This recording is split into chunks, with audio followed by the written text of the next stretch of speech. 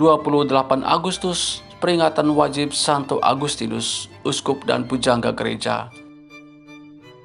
Agustinus adalah bapa gereja purba yang terkenal. Dilahirkan di Tagaste, Afrika Utara pada tanggal 13 November tahun 354. Ibunya Monica, seorang beriman Kristen yang taat. Ayahnya Patricius, seorang tuan tanah dan sesepuh kota yang tidak mengenal agama. Karena doa Monica, Patricius bertobat dan dibaptis sebelum kematiannya. Agustinus seorang yang sangat cerdas. Dia tertarik dengan filsafat, seni persuasi, retorika, juga menganut aliran sesat Manikeisme. Hidupnya berada pada kebimbangan dalam mencari kebenaran mutlak. Namun ibunya, Monica, selalu mendorong dia membaca kitab suci, karena di dalamnya ada segala hikmat, kebijaksanaan, dan kebenaran yang melebihi segala pengetahuan. Pada tahun 383, ia pergi ke Roma dan berkenalan dengan uskup Santo Ambrosius. Ia menyaksikan dari dekat cara hidup para biarawan yang bijaksana, ramah, dan saling mengasihi.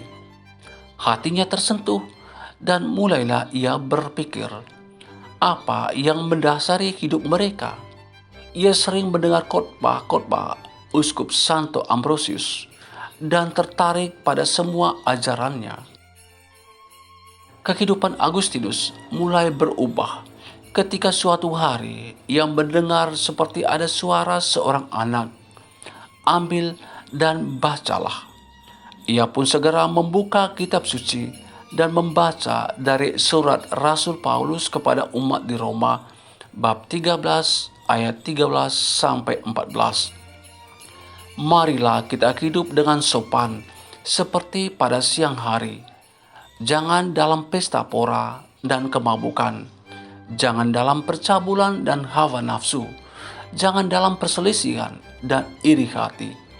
Tetapi kenakanlah Tuhan Yesus Kristus sebagai perlengkapan senjata terang, dan janganlah merawat tubuhmu untuk memuaskan keinginannya.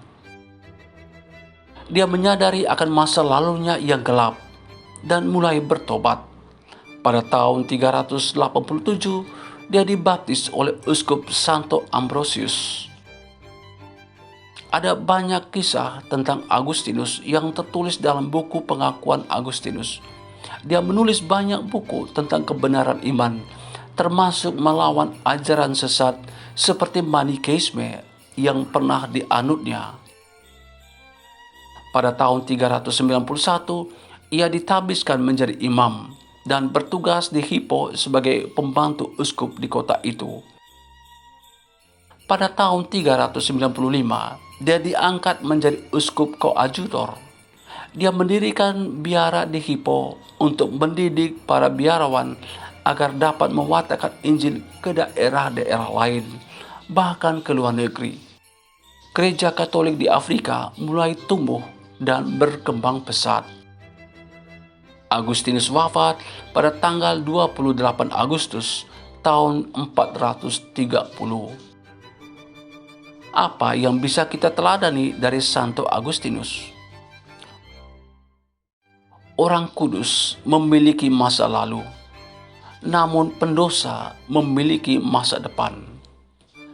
Carilah Tuhan selama ia berkenan ditemui. Yesaya bab 55 ayat 6.